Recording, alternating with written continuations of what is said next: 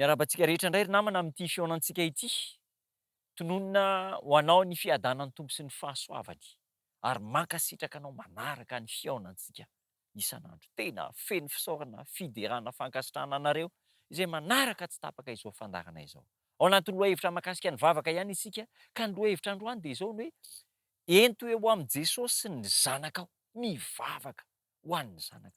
Ary mahafinaritra ny mahita ray aman-dreny feno fahendrena izay mahatsapa hoe andeha mba entina ao amin'ny mpiangonana ny zanaka hametrahan-tanana ho tsofon-drano.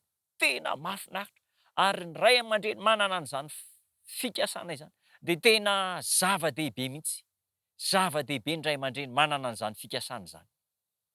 Zany ambaran'ny tenin'Andriamanitra ao amin'ny Matthieu 7:10-13. Matthieu 7:10-13 manao hoe: ary tamin'izany dia nisy zazakely nentina teo amin'i Jesosy mba hametrahan-tanana sy hivavahana ho azy, fa ny mpianany niteny mafy ireny. Misy ray aman-dreny zany nitondra ny zanany mba eo amin'i Jesosy, hivavao izy dia hametrao tanana, fa tezitra ny mpianatra. Io koa mahatezitra an'i Jesosy io, hoe tsy avela hanantona an'i Jesosy ny zazakely sakanana. Rehefa nahita an'io fihetsiky ny mpianatra io Jesosy dia tezitra. Ny tian'ilay mpianatra tenenina zany dia aleo aloha mihatakataka ny zazakely fa ny olon-dehibe be dehibe reto heno ny tenin'Andriamanitra. Amin'izao fotoana izao zany mety misy toe-javatra sarotra mitranga eo amin'ny fanatanterahana izay fomba izay, hoe mitrotro dia mametra tanana dia mivavaka. Indraindray mety mitomany ilay zaza dia trotroiny ray aman-dreniny ihany ilay zazakely, fa ny zava-dehibe kosa dia ny hoe mametra tanana aminy dia mivavaka ho azy. Zay zany ny zava-dehibe. Ary io fomba ny Joba koa io, andeha nge jerentsika ny bokin'ny Joba, Joba toko voalohany, andininy fahadimy. Andeha jerentsika ny tenin'Andriamanitra. Joba toko voalohany andininy fahadimy. Fomba ny Joba mihitsy izy io, hoe isaky ny tapitra ny tsingeritaona ireo andro fanasany ireo dia naniraka Joba ka nanamasina ireny. Ary ny fomaraina koa izy ka nanatitra fanatitra hodorana araka ny isan'izay izy rehetra. Fa hoy Joba, fandrao efa nanota ny zanako ka nandahan'Andriamanitra tao am-pony. Zany nataon'i Joba mandrakariva.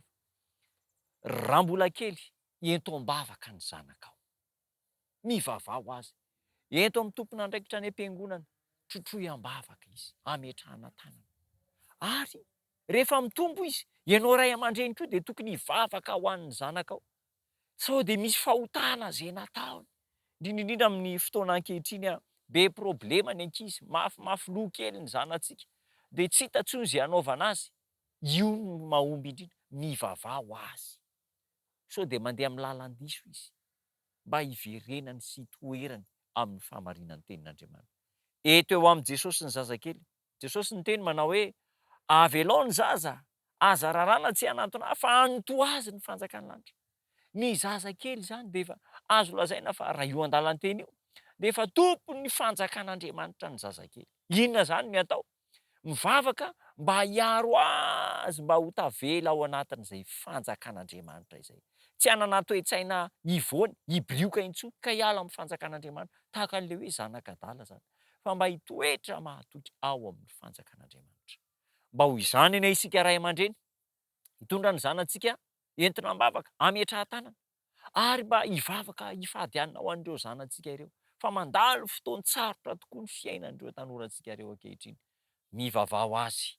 Ny hafa ary moa hivavahana, mainka fa ny zanantsika ho tokantrano, ny fianakaviantsika, hivavaka ho azy ireo isika.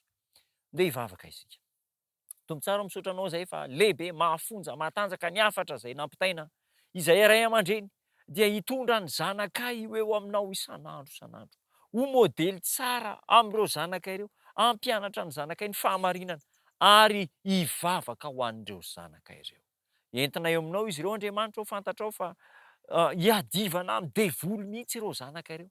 Omeo hery ny zanakay mba handresena ny ratsy rehetra any amin'ny toerana maro isan-karazany. Misy ray aman-dreny any ampitan-dranomasina ny zanany, misy ray aman-dreny any amin'ny toerana maro isan-karazany tsy miara-mipetraka amin'ny zanany. Mivavaka ho an'ireny zanakay ireny izay, arova izy ireny, atao feno fahamarinana sy fahatahorana anao, ary omeo fandresena fahombiazana any amin'ny toerana rehetra izay misy azy ihany.